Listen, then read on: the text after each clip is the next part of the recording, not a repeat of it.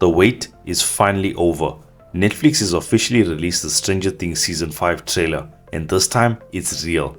Yesterday's leak gave us that low quality sneak peek, but today we're staring straight into the endgame in full HD. And this isn't just another season preview, this is the beginning of the end. Because after everything we've seen, after every tear between worlds, the story that started with a missing boy in 1983 is finally coming full circle. And the biggest question haunting this trailer, what is Vecna going to make Will do? In one chilling shot, you can see it. Will frozen in terror as Vecna tells him he'll need him one last time. One last game of Dungeons and Dragons. One last nightmare.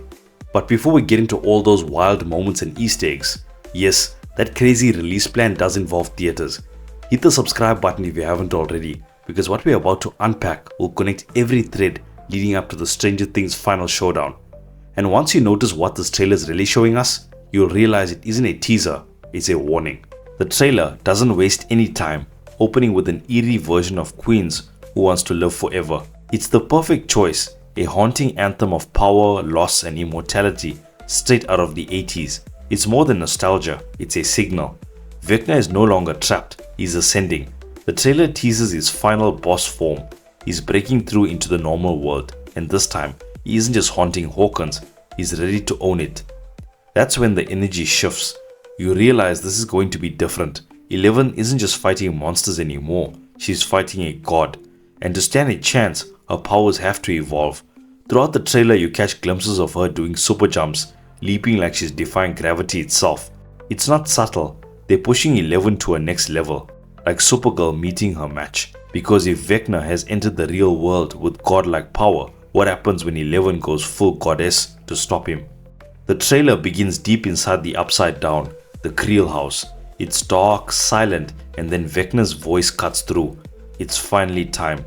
You can feel it. He's ready to tear open reality itself, and this time, he doesn't creep in through cracks or shadows. He walks into our world. You can see him standing before massive portals, pulling Will toward him, commanding Demogorgons, Demodogs, even those flying bats. It's clear now, he's not just controlling the Upside Down, he is the Upside Down. Every monster, every spore, every inch of that cursed dimension moves at his command, and his goal? To make our world look exactly like his. Because what happens when Hawkins itself starts to become the Upside Down? The trailer then cuts to the human world. Dustin's back, rocking his Hellfire Club t-shirt, but Hawkins isn't the same. The town is under military quarantine. After last season's chaos, the government sealed everything off. You see the group sneaking through alleyways and back doors, using hidden passageways just to move around. The entire town is living under lockdown. Then there's Hopper and 11, flashlights cutting through mist that looks more and more like the Upside Down. Maybe it's not the other dimension anymore, maybe the real world is starting to transform. Because the scariest part of this trailer isn't that the Upside Down is spreading, it's that Hawkins might already be gone. Next, the extended Dungeons and Dragons group, now older, tougher and scarred, gather around a table. Dustin's face looks battered, bruised, maybe from a fight with a Demogorgon or something even worse. They're planning, strategizing, and then they do something poetic. They pull out their old Dungeons and Dragons tokens. They're turning the fantasy that once bound them together into a literal war plan. Their childhood game has become the map to survival. 11 looks at Mike and says, "This isn't one of your campaigns." And she's right, because this time they're not the dungeon masters, Vecna is. Because when the game becomes reality, every move could be their last. Then we cut to Nancy and Jonathan standing frozen as a massive rift opens in front of them. Smoke rises from the radio tower, the earth splitting apart, and in one haunting image, Nancy stares down at her hands, covered in blood. Whose blood? We don't know. But the implication is clear. This fight is going to cost them something. You can see the fear, the exhaustion, the weight of it all. And for the first time, Nancy looks like she might break. And that's when the question hits. Will Netflix actually go there? Will they kill off one of the core group? Probably not, but the tone of this trailer screams finality. They're preparing us for heartbreak, because in Stranger Things, love and friendship always wins, but never without sacrifice. Now behind all the chaos, there's a quieter truth. The Duffer Brothers are officially leaving Netflix after the season, heading to Paramount to create new films. But that doesn't mean the Stranger Things universe ends here. Netflix is already planning spin-offs, new stories, maybe familiar faces, but this group, this family, their story ends here.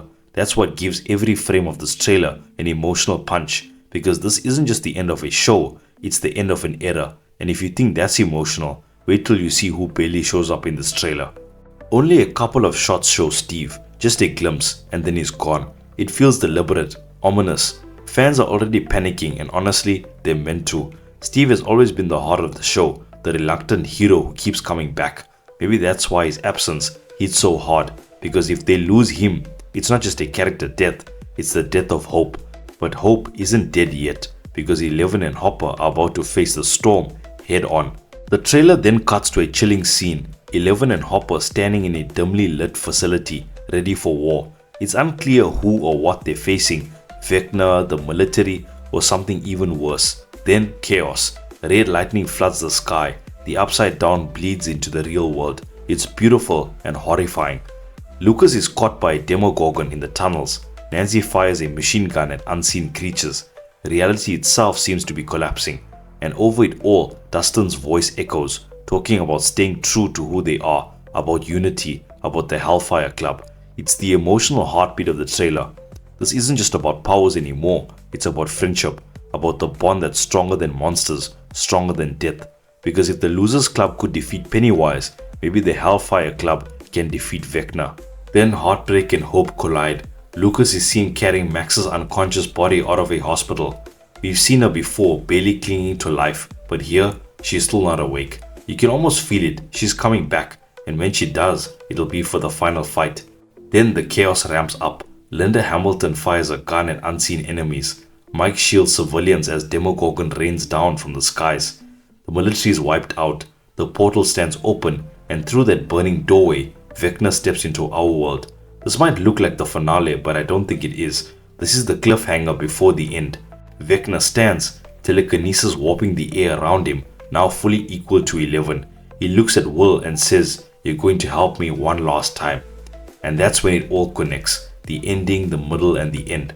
Will Byers, the boy who vanished, wasn't just the first victim, he was the key. And this season, he's the final piece. Because before this story ends, the first chapter has to come full circle.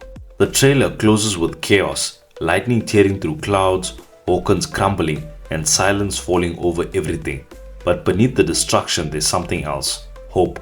Because Stranger Things has always been more than monsters and telekinesis. It's been about growing up, about facing darkness, inside and out, and finding light through the people who stand beside you.